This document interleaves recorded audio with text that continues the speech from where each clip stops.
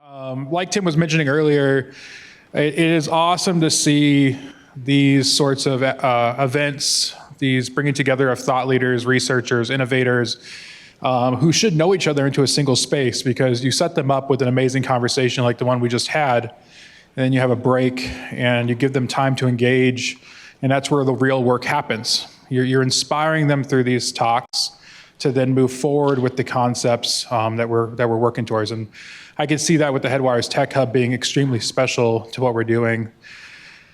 You know, a couple of years ago, I had heard about the Tech Hub, the CHIPS Act. Last year, I just want to really thank the Montana delegation that came to North Dakota.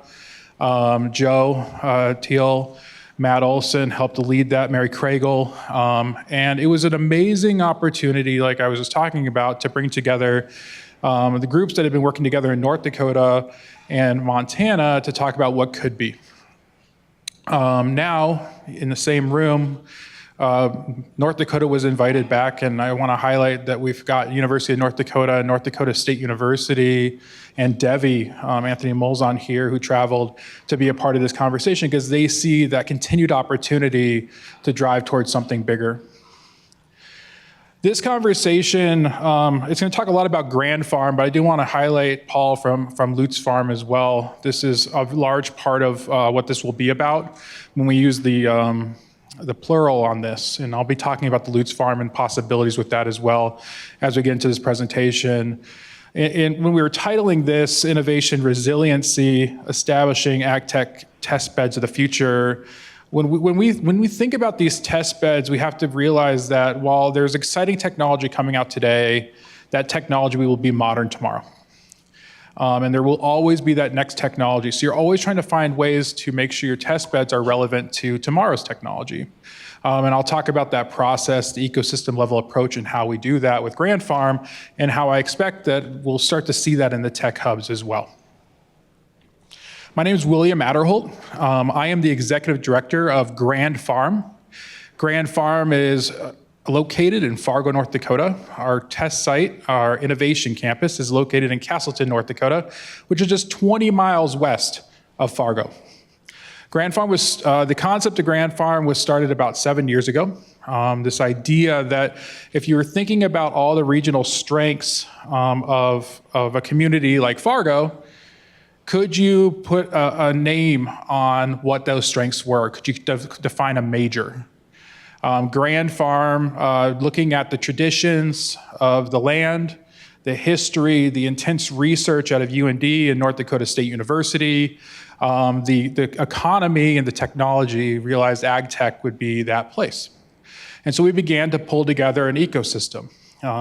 We began to think about what could be in terms of that location, and what we realized really quickly is while that area, that region was important, this was a global conversation. Agriculture is extremely important to the progression of society, and so when we were thinking about the development of our own campus, we realized that we'd also have to think about other regions as we move forward. You can't solve agriculture problems in a single farm field. You can't solve global problems in a single location. And so thinking about how you create partnerships like this to move forward about solving problems in agriculture. So Grand Farm, our mission is to facilitate a global network of growers, corporations, startups, government agencies, investors, and to educators and researchers to work together to solve problems in the agriculture industry. And that's done through ag tech, agriculture technology. We do that through our innovation framework, where we bring together people into events, conferences, workshops. Those are all designed to accelerate problem solving, thinking, collaborations. We do a lot of what we call intentional collision making. So finding people who should know each other and putting them in the same place over and over and over again until they realize they should know each other. And then we operationalize this in a program we call Innovation as a Service, where we take those collaborations we just formed and then facilitate innovation with capabilities like our test site to make the time to solution much quicker. We want to make sure that solutions happen faster. Like we were talking earlier, instead of 5 years, maybe we get it down to 3 to make sure that these problems are solved faster. So how we do that? This is just a small subsection of our team. You'll see that a lot of what we do is around experience design, ecosystem building. I have a team member dedicated to each of the segments I mentioned.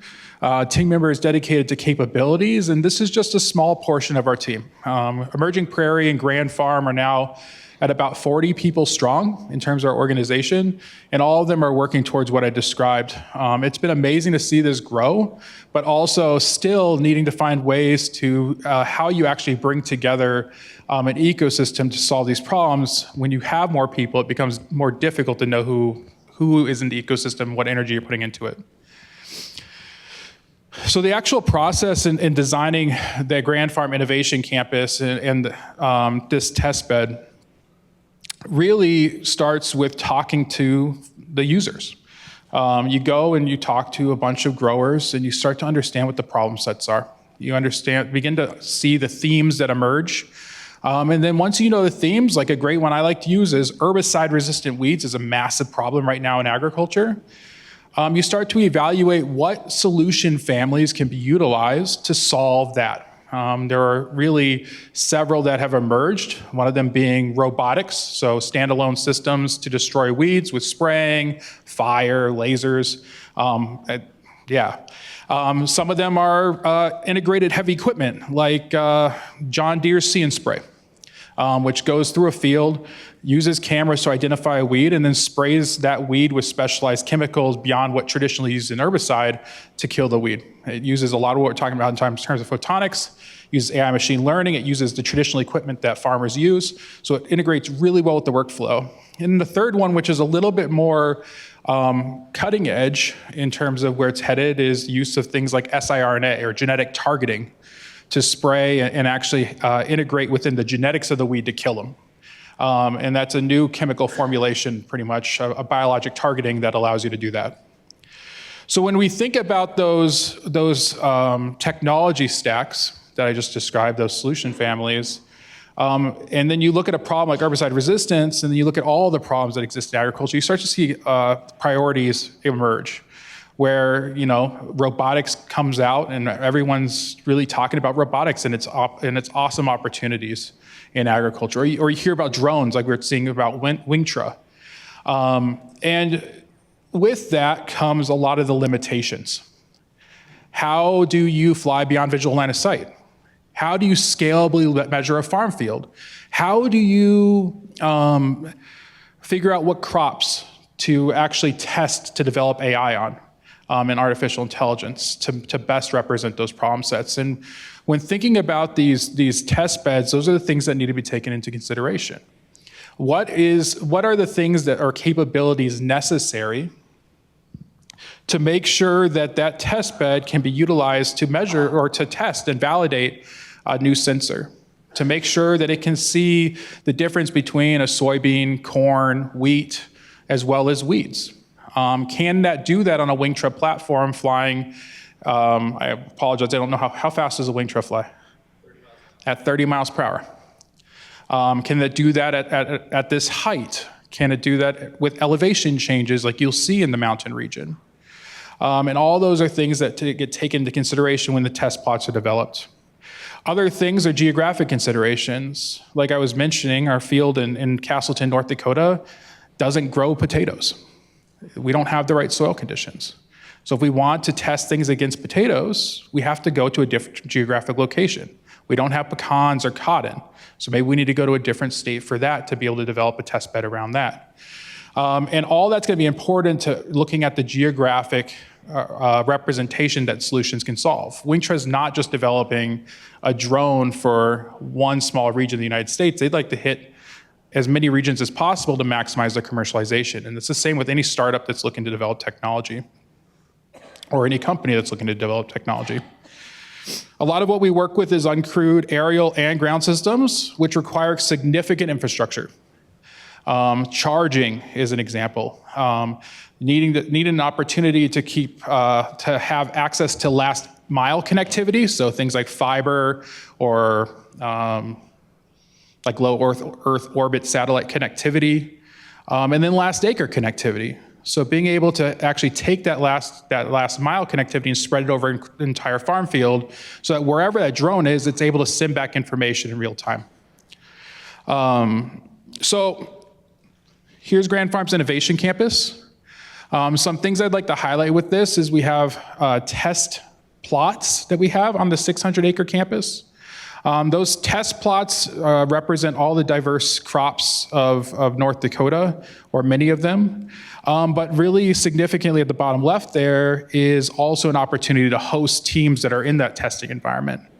A place that if you are coming out to test, validate, demonstrate your technology, you have a place to also bring your customers, your clients. It's a place that you can train your teams on how to utilize this technology. It's a place that you could actually feel proud to bring partners to talk about what the future of your collaboration could look like. And that's our innovation shop, 25,000 square feet dedicated towards hospitality in addition to that 600 acres. The rest of the acres I like to describe as immersive and experiential. When you come onto our site, there is a feeling of agriculture activity. You see the workflows of agriculture. You understand maybe what growers are going through on a day-to-day basis. You see the agriculture equipment that's representative on a farm. And then you get an opportunity to hear about some of the challenges that go into planting these crops. Right now, my team is really concerned about rain. We've gotten several inches, just like we were talking about earlier with Senator Tester, several inches in this region that have prevented planting. Farmers around the region are dealing with the exact same thing. And those are problems they're going to ask you to solve. So this is a look at our test plot environment of Grand Farm for this year. Some things I'd like to highlight on the top right of this is our heavy equipment and autonomous demonstration field. We needed that because we can't have people driving full-sized equipment in the same location over and over and over again without running into things like compaction. Needing a place that people would go and know that if they were to drive a tractor full speed, it's not going to impact the crops or the testing environment we have. Grand Farm facilitates projects on behalf of our ecosystem, and so a lot of the smaller plots are things like research, development, and validation trials for different companies. They're all made, and the protocols are developed with those companies and researchers from local institutions, and then facilitated on behalf of them. At the bottom right of this image, the blue fields are actual fields that Grand Farm is in management of today.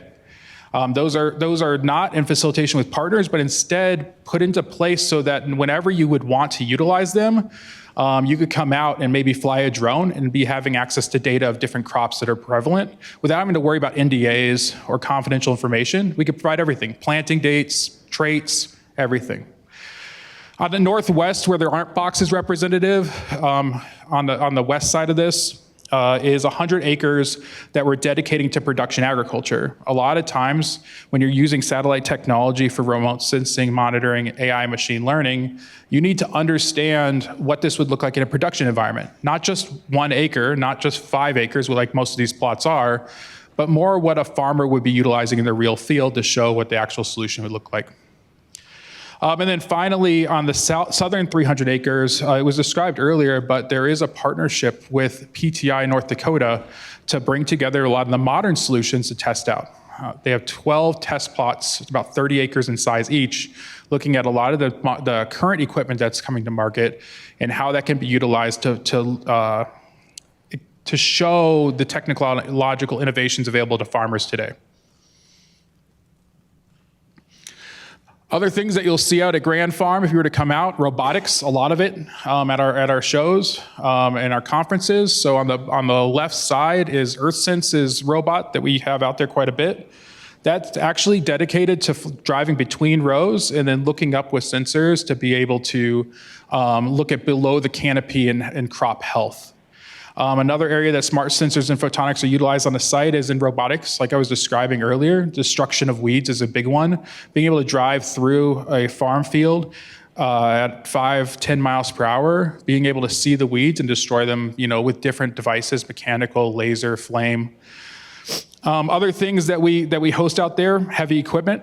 And so this is an example of a planter that actually uses high pressure water jets to be able to cut into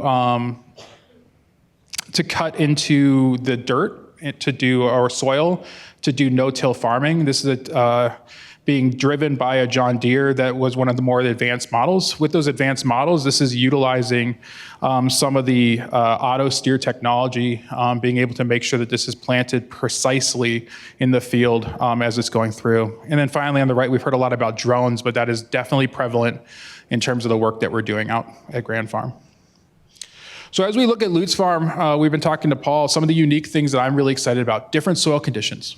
And so Grand Farm, when this is awarded, I think Win was used earlier, has said we're going to hire a regional director to support this effort, have them located in Bozeman, Montana, embedded with Lutz Farm, as well as a program manager. And those team members will help, thank you.